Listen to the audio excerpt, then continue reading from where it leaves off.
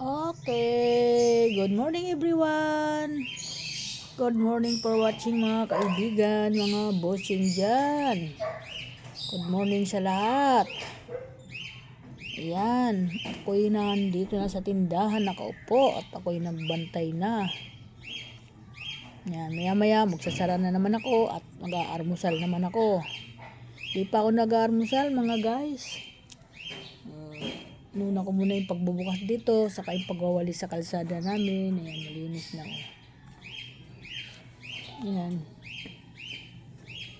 At ayan mga guys. Sabi ko nga,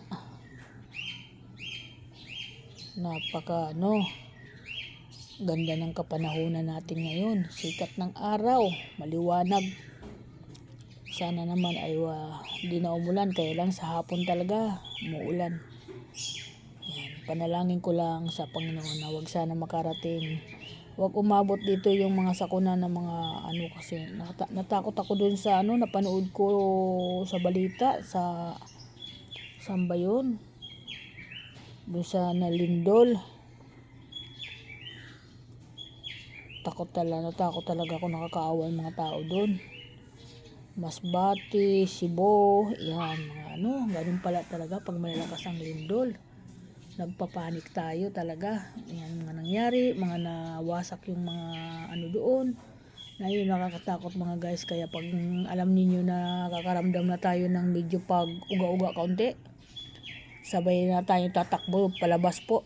Huwag na po tayo magantay na lumakas na. Kasi hindi natin alam yung ganyan. Biglaan. Yan po na kaya yan. Medyo inisip ko na naman yan kagabi. Kaya medyo maaga pa, madaling araw pa lang. Gising na naman ako. Kakaisip sa mga ganyan. Sa bagay, kahit isipin ko ng isipin yan, wala naman talaga ako magagawa kasi sakuna yan na biglaan dumarating eh. Hindi natin alam yan.